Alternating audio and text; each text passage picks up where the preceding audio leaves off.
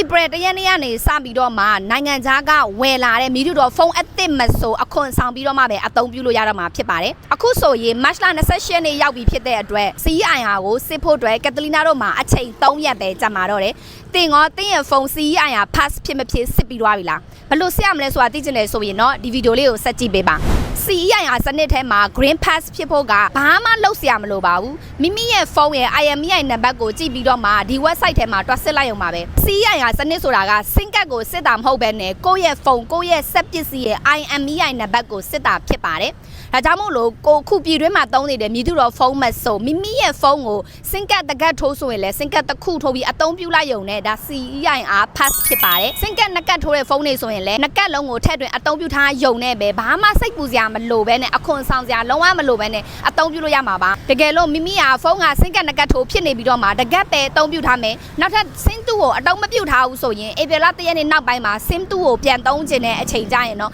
ဒီ IMEI နံပါတ်က register မလုပ်ထားလို့ဖြစ်ပြီးတော့မှအခွန်ဆောင်ပြီးမှပဲပြန်သုံးလို့ရတော့မှာပါဒါကြောင့်မို့လို့ဒီလိုမျိုးဇယားတွေမချုပ်ချင်ဘူးဆိုရင်တော့ကက်တလီနာတို့ SIM card နှစ်ကတ်ထိုးထားတဲ့လူတွေအကုန်လုံးက SIM card နှစ်ကတ်လုံးထည့်သွင်းအသုံးပြုပေးပါ eSIM မဲ့ရှိတဲ့လူတွေကလည်း eSIM လေးကိုထည့်သွင်းပြီးတော့မှအသုံးပြုပေးဖို့အတွက်ပြောချင်ပါတယ်ရှင်တင်သွားရောက်စစ်ဆေးရမယ့် website လေးကတော့ဒီ website လေးဖြစ်ပါတယ် www.ceir.mm.gov ဖြစ်ပါတယ်ပြည်တရက်နေ့နောက်ပိုင်းမှာနိုင်ငံခြားကနေအသစ်ဝယ်ယူလာတဲ့မြည်တို့တော်ဖုန်းမဆိုမြန်မာနိုင်ငံကိုရောက်ပြီဆိုတာနဲ့အခွန်ဆောင်ပြီးတော့မှပဲအသုံးပြုလို့ရတော့မှာဖြစ်ပါတယ်အဲ့လိုဆိုရင်နိုင်ငံခြားကမြန်မာတွေတက်ကိုလက်ရှိသုံးပြုနေတဲ့မြန်မာ SIM card ကိုဆက်ပြီးတော့တုံးလို့ရတယ်လားဟုတ်ကဲ့နိုင်ငံခြားကမြန်မာတွေကကိုလက်ရှိအသုံးပြုနေတဲ့ OTP ကုတ်ကြခံတဲ့ MPT, Mytel, Atom စတဲ့ SIM card တွေကိုနိုင်ငံခြားမှာကောမြန်မာနိုင်ငံကဆက်ပြီးတော့အသုံးပြုလို့ရပါသေးတယ်ဘလို့ဖုန်းတွေကဆက်ပြီးအသုံးမပြုလို့ရတော့ဘူးလဲဆိုတော့နိုင်ငံခြားမှာအသစ်ဝယ်လာပြီး SIM card တစ်ခါမှမြန်မာ SIM card ထည့်မသုံးဘူးတဲ့ဖုန်းတွေရပဲ April 1 ရက်နေ့နောက်ပိုင်းကျရင်တော့အခွန်ဆောင်ပြီးမှပဲအသုံးပြုလို့ရတော့မှာဖြစ်ပါတယ်ကက်တလီနာဖြစ်ပါရဲ့ရှင်ကက်တလီနာတော့ up to date သတင်းလေးတွေကိုနေ့စဉ်နဲ့များတင်ဆက်ပေးနေတဲ့လူဖြစ်ပါတယ်ဒီလိုမျိုးသတင်းလေးတွေ up to date သိချင်တယ်ဆိုရင်တော့